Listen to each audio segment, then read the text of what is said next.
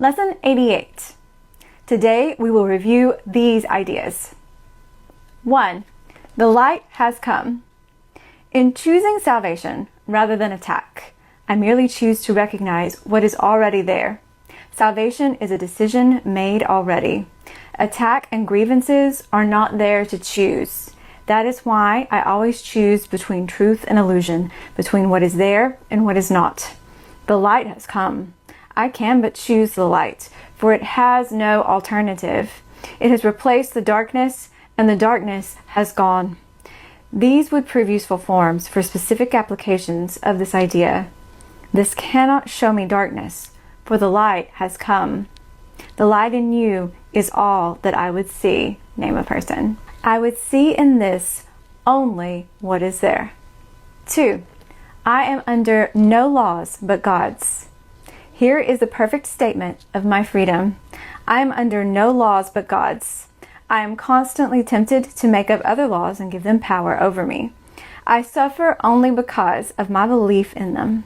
They have no real effect on me at all. I am perfectly free of the effects of all laws save God's, and His are the laws of freedom. For specific forms in applying this idea, these would be useful. My perception of this shows me I believe in laws that do not exist. I see only the laws of God at work in this. Let me allow God's laws to work in this and not my own. The light has come. I'm under no laws but God's. A Course in Miracles says light is understanding. It is the truth. It is wisdom. It is clarity. It is God's law. It is that which is already done. And it is the vehicle by which we realign with that knowledge, with that truth here in the world of illusion.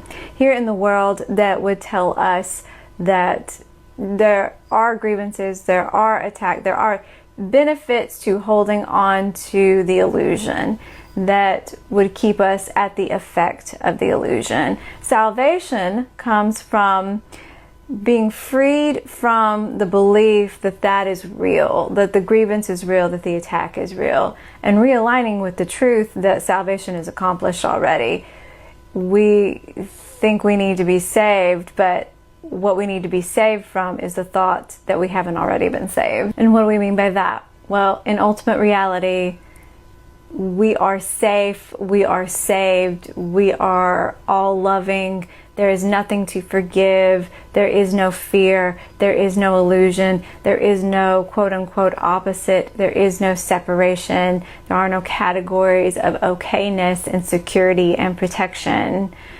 We are in ultimate reality. Nothing real with a capital R can be threatened. Here in the world, we are experiencing that false belief of that we're taking that detour into fear, a false belief of separation. And our minds are so powerful that we made manifest a world in which we could experience the illusion, we could experience separation. It's not that fun. And there seems to be threat and attack and grievance everywhere we turn within the world of illusion. But remember, the world of illusion is likened to a nightmare. In reality, we're safe. We are just dreaming this, that we're perfectly fine and we're in the mind and arms and heart of God. This lesson is saying the light has come and you are the light of the world. When you remember that knowledge, that truth, that is the understanding, that is the miraculous shift in your perception, that all is really well and I'm here and I'm experiencing this, but I can be the light here in the world. The Course says the light always shines on you, but you are at choice whether or not it shines through you. That is what a miracle worker does in the world. The light has come. We have access to higher understanding and wisdom and love, and we're here to unleash it in the world. We want to practically apply these ideas in our life, especially for me, this one, the light in you is all that I would see. And then you insert the name of whoever comes to mind. I still have this ongoing thing with someone.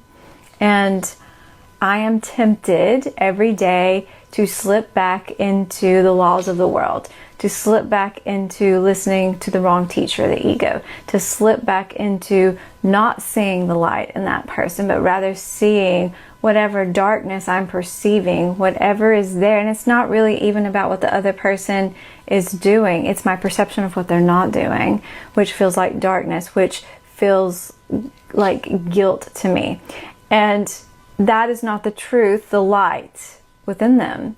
So this is important for me as I go through my day, whenever that comes up for me, to say this line. As I'm thinking of this person and what I quote unquote perceive that they have done to wrong me, all of these lines apply. This situation with this person, I'm perceiving that they are showing me darkness and that I'm not okay as a result in some way, right? That's kind of what it all boils down to. This cannot show me darkness. This cannot show me darkness, for the light has come. The light in you is all that I would see this person. And that really makes me smile, actually. That kind of puts me right back in alignment with this person. I would see in this only what is there, instead of letting my ego take my mind and run rampant and run wild with it. That is where salvation lies. I would see only what is really there. And what is really there is I really love this person and I really respect this person, and my ego is focusing way too much on fantasy. Period. That's what it does. Where your mind focuses is where you will overly analyze and think about and obsess about. Even when you watch your thoughts, the ego takes your mind and uses it against you. And then once you start going down that rabbit hole, it gets more momentum and your mind's so powerful, then you do start to feel like the effects of it, like it could be real, that the darkness could be real. And then I could also use my perception of this shows me I believe in laws that do not exist. The ego's laws, the ego's fantasies. Nope, not gonna believe that about my friend. I see only the laws of God at work in this. I see only the laws of God at work in this. That really shifts your focus. That really shifts your perception. Just saying these sentences can take you from spiraling down to spiraling back up again. And then let me allow God's laws to work in this and not my own. Boy, that can apply to a lot of things, can it, here in the world? Let me allow God's laws to work in this and not my own. Mine won't work. The egos won't work.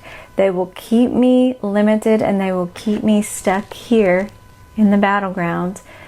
Let me allow God's laws to work because they are real. That's where the light is. That is where love and higher understanding is.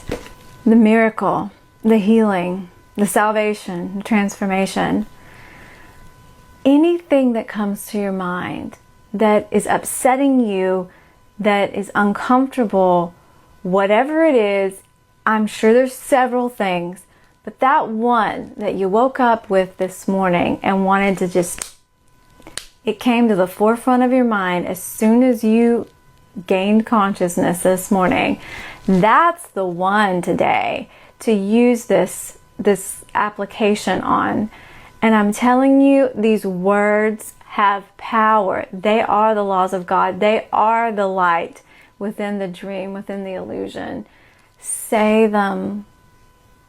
He says, just do it. Just do it. I can want to hold on to something about various situations. Don't want to say the words. But when I do, when I am willing, when I show up and I'm willing, the momentum of the situation shifts. I can try to withhold. I can say I'm going to withhold. I can start to withhold. And then there's something that comes into my mind. because I've been praying about these situations. When you pray about them, even those moments where you start to go down into that place, back, staying stuck on this level, because you've been willing, because you've prayed. Prayer is the medium of miracles. You have invited the light into your mind to help pull you out of those situations, even when you don't realize you're sliding back into it. It's amazing.